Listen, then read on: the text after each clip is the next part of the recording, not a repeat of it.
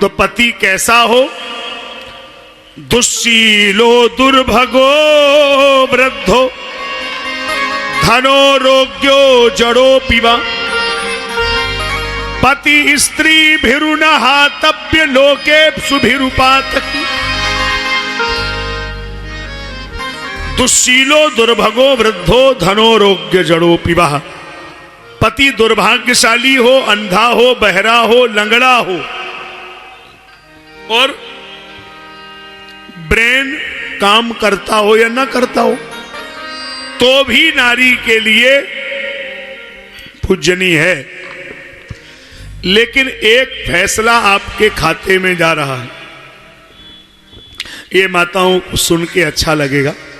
अंधा होने पर, बहरा होने पर, लंगड़ा होने पर, दुर्भाग्यशाली होने पर भी वंदनीय है, त्याज्य नहीं है। लोकेप्सु अभिरूपातिकी, एक आपके फैसले में आपके पक्ष में गया, अपातकी, बशर्ते वो पाप कर्म नहीं करता।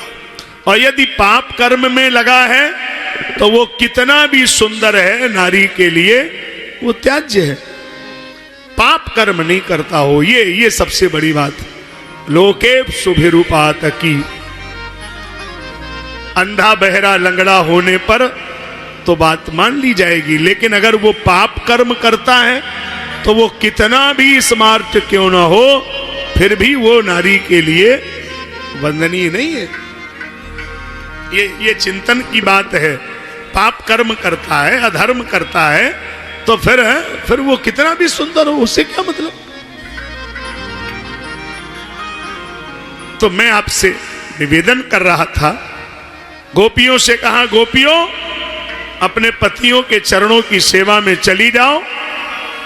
तुम्हारे लिए तुम्हारा पति ही परमेश्वर है।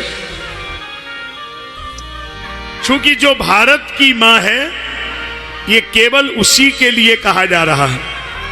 आर्यावर्त के जो संस्कार हैं, भारत की माता का जो चरित्र है, भारत की माता का जो जीवन है, वो केवल संस्कारों से भरा है। ये दुनिया में और कहीं देखने को नहीं मिल सकता है। इसलिए भारत की मां वंदनीय है। उसके चरित्र का अनुसरण अनादिकाल से लेकर आज तक, देवभूमि से लेकर के और मातृभूमि से लेकर के संसार का प्रत्येक नागरिक उसका अनुसरण करता है। मनन करने की बात है। ऐसा अन्यत्र क्यों नहीं है, इस पर भी मनन करिए। स्वामी विवेकानंद जी महाराज एक कंट्री के दौरे पे गए थे। यहां नाम नहीं लिया जा सकता है, माफ करिएगा।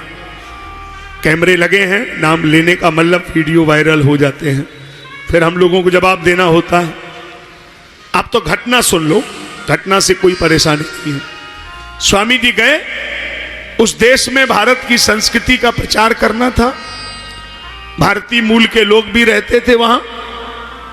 देखा कि एक महिला का पति मर चुका है और महिला अपने मरे हुए पति के कब्र पे पंखा कर रही है। बड़ा आश्चर्य लगा कि हम भारत की नारी की प्रशंसा का यशोगान गाते रहे और ये पहली बार मैं देख रहा हूं कि विदेश की महिला मरे हुए पति के कब्र पे पंखा कर रही है। उसको प्रणाम किया। दुभाषिया साथ में था, जो दूसरी भाषा में जो दुभाषिया मिलता है विदेश जाने पर, वो ट्रांसलेट करता है आपकी भाषा को। तो स्वामी जी ने पूछा कि मैं भारत से आया हूं, धर्म प्रचारक हूं, भारत की मां जीते जी सेवा करती है, अब पति मर चुका है, आप कब्र पे सेवा कर रही हैं, पंखा झल रही हैं, ये तो भारत में नहीं होता है, आपको मैं वंदना करता हूं आपकी।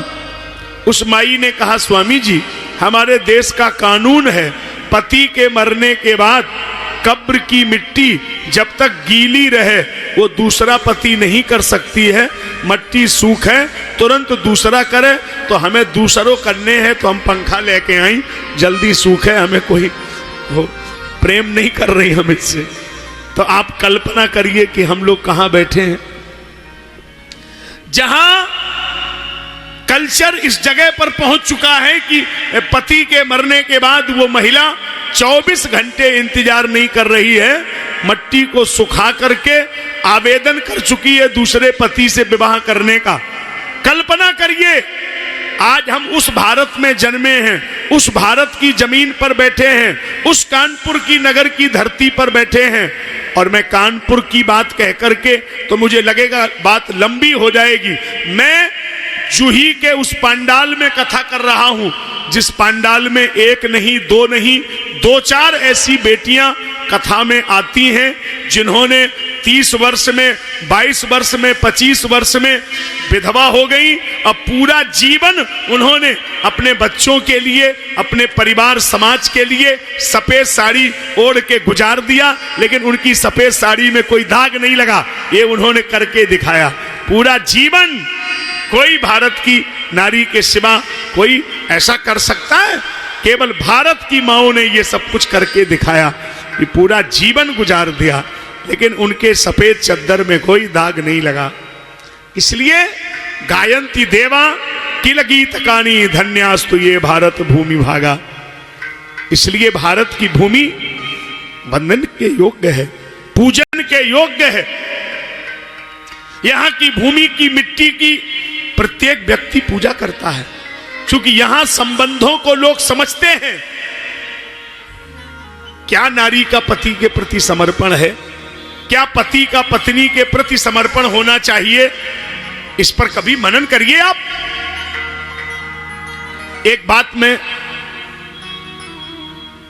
माताओं को पहले बोल रहा हूं, भाइयों को भी बोलूंगा, माताओं से भी मैं कहूंगा, देखो कभी कभी कारणवश, संयोगवश, परिस्थितियों-वश अगर आप अपने पति को कमजोर समझती हैं, कुछ गलत भी बोल देती हैं। कई माताएं तो इतना करती हैं कि बच्चों के सामने पति को डांट भी देती हैं, कुछ कह देती हैं, क्योंकि पति शरीर से, बुद्धि से, मन से कमजोर है। अब वो सहन भी कर लेता है, उन्हें लगता है कि मेरे बेटे बड़े हो गए, अब ये पति कुछ काम के नहीं है, तो इनको कुछ भी बोल दो, पड़ा रहने दो एक कोने में।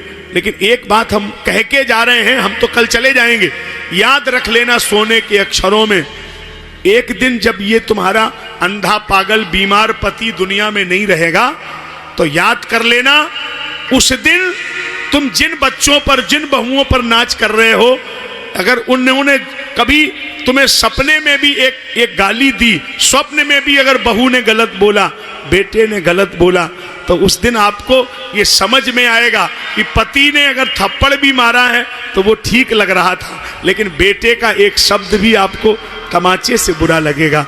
उस दिन आपको जीना ही भूल जाएंगी, आपको लगेगा कि जैसा भी था वही मेरे लिए सब कुछ था। उसका बर्दाश्त होता है, बच्चों का बर्दाश्त नहीं होता है। और एक बात मैं भाइयों से भी कह रहा हूं, आप ये दिमाग मत लगाइए कि बेटे बड़े हो गए, बहू आ गई तो हमें पत्नी की जरूरत नहीं है। आप भी नोट करिए, इसकी जरूरत आपको पड़ेगी। कब जरूरत पड़ेगी? बहू तो टाइम से रोटी देती है, टाइम से चाय दे रही है, टाइम से भोजन दे रही है, लेकिन मैं आपसे कह के जा रहा हूं, एक दिन इस पत्नी की जरूरत आपको पड़ेगी। कब? जब जीवन का अंतिम सफर आएगा, जब 15-15 दिन बिस्तरों में पड़े रहोगे, तो चाय लेकर के बहू आएगी, रोटी लेकर के बेटा आएगा, लेकिन तुम्हारे गंदे बिस्तरों को धोने वाला और रात भर चारपाई पे बैठ के रोने वाला कोई नहीं होगा पत्नी के सिवा। तो आप उसका अपमान नहीं कर सकते, आप उसकी उपेक्षा नहीं कर सकते हैं, क्योंकि उसने माता पिता से लेकर संसार को त्यागा है केवल आपके लिए, और आप उसको ऐसे समय पे छोड़ दे रहे हैं। आप कह रहे हैं हमें क्या जरूरत है, बच्चे बड़े हैं, बहू बड़ी है, तुमसे क्या मतलब, वो 10 रुपया के लिए बच्चों से हाथ फैलाएगी। दोनों को तालमेल करके, एक गृहस्थी जीवन एक गाड़ी की तरह है, दोनों पहिए हैं, पति और पत्नी, दोनों को मिलकर के ये गाड़ी आगे बढ़ानी है। कभी भी ये सोचना ही नहीं कि नहीं ये गाड़ी अकेले ही चल जाएगी। जहां एक भी पहिया गड़बड़ होगा तो गाड़ी पलट जाएगी, चलेगी नहीं। ये बड़ा मुश्किल गाड़ी है जीवन की, गृहस्थी की गाड़ी।